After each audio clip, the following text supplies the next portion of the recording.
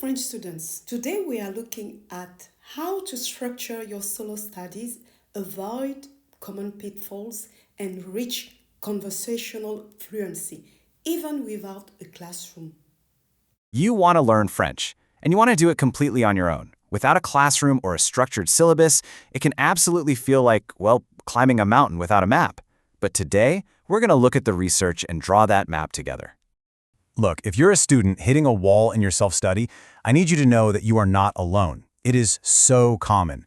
But diving into data from language institutes and digital learning platforms reveals a really fascinating, highly practical roadmap. You literally don't need a traditional classroom to succeed. So let's look at exactly how you can structure your solo studies to see some rapid improvement. Here's our game plan for today. We're going to run through setting up, the core foundation, home immersion, daily practice, avoiding pitfalls, and finally, leveling up. Okay, let's jump right into step 1, setting up for success. It turns out, before you even look at a single French word, expert educators agree you have to define a specific goal. Just saying, hey, I want to learn French is way too vague. You need a real target. Something like, I want to navigate a trip to Paris next year, or I need to pass this specific proficiency exam. Second, and this sounds minor, but it's huge, create a single, dedicated folder on your computer and label it French. When you funnel all your bookmarks, notes, and study materials into one distraction-free zone, it actually signals to your brain that it is time to focus the second you open it. Now, take a look at this scale. This is the CEFR language proficiency scale, going from A1, which is absolute beginner, up to C1 advanced. Now, looking at this whole path might seem super intimidating, but the data shows that with focused, daily practice, hitting that B1 conversational level is completely achievable in just 6 months. And by conversational, I mean you can actually order a croissant and chat with the baker without sweating through your shirt. You just need the right mechanics. Which brings us to part 2, the core language foundation. The absolute crucial takeaway here is this. Do not try to learn everything at once. Seriously, don't do it. Spend your first few days purely mastering core sounds, especially those notoriously tough French consonants, like the guttural R that can honestly sometimes feel like you're clearing your throat. But once you have the sounds down, prioritize the high-yield engines of the language, which are the verbs, mastering just être, to be, avoir, to have, aller, to go, faire, to do, and the regular Group 1 verbs, that covers over 90% of daily use. Get those down, and your early progression is going to skyrocket. And when it comes to grammar, please don't get lost in the dozens of complex verb tenses right away. It is a massive relief to know that as a beginner, you really only need these 4 essential tools to communicate almost anything in your daily life. You've got the present for right now, the passé composé for completed past actions, the imparfait for past descriptions, and the futur proche for the near future. With just these 4, you can express what you're doing, what you did, what used to happen, and what you're gonna do. That's really all you need to start. All right, let's move to section 3, immersing yourself at home. We aren't just going to give you vague advice like, hey, go use some apps. The sources reveal a highly specific, proven tech stack to essentially turn your living room into a digital French bubble. So, if you're an absolute A0 beginner, start with Duolingo to gamify your basic vocabulary. But once you hit A2, you want to transition to tools like 360 French Immersion to really train your ear to native speed conversations. For speaking practice without the anxiety of human judgment, TalkPal AI is fantastic for role-playing scenarios. Then add in some daily podcasts from Inner French or RFI, switch your phone's operating system to French, and slap sticky notes on your household items. Boom! You are officially immersed. But look, just consuming information isn't enough. Enter spaced repetition.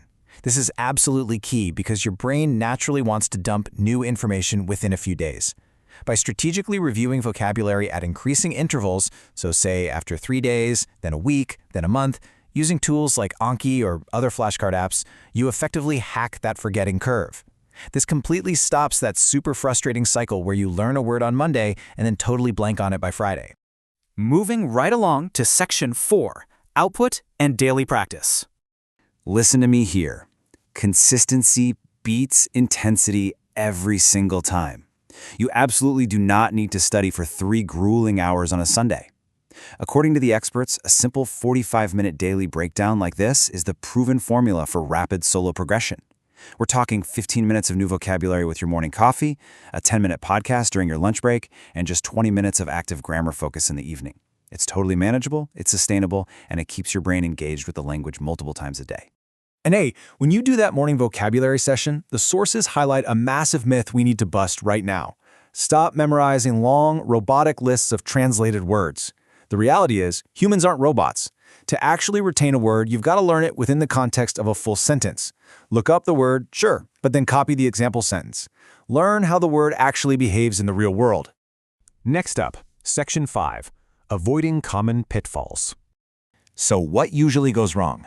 Here are the biggest roadblocks educators see with solo students. First, reading a text and stopping to look up every single unknown word. You'll literally exhaust yourself before you even finish a paragraph. Just aim to grasp the main idea. Next, watch out for the trap of translating word for word from English to French. It just doesn't work. Also, mixing up your past tense auxiliary verbs, être versus avoir, or confusing c'est and il est. But you know what the absolute biggest pitfall is? Letting the fear of making these exact mistakes basically tape your mouth shut. I absolutely love this philosophy from the research because it's so incredibly empowering. Making errors is not a sign of failure. Actually, scratch that. Producing broken French is a mandatory part of the process. You are going to use the wrong verb tense, and that is perfectly fine. Just like a child learning to walk, falling down is exactly how you figure out how to balance. You have to embrace the mistakes. Finally, Section 6, Leveling Up with Teachers. So AI tools and apps are incredible for building your foundation, for sure. But linguists warn us about something fascinating called fossilized errors. Basically, these are mistakes you've practiced so many times in isolation that they become permanent habits. And this is exactly where human interaction becomes absolutely essential. A professional teacher is going to spot these instantly, providing you with that targeted, real-time conversational correction that an app simply cannot offer.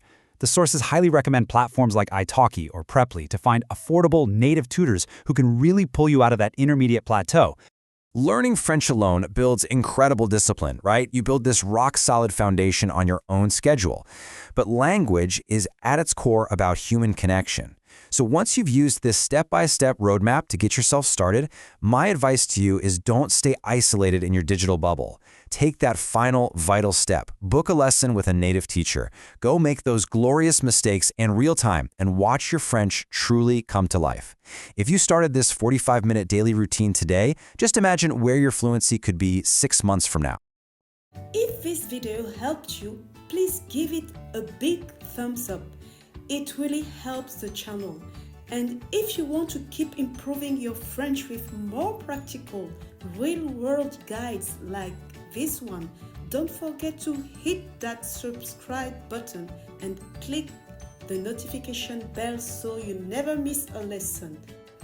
Thank you so much for watching and for allowing me to be a part of your French journey.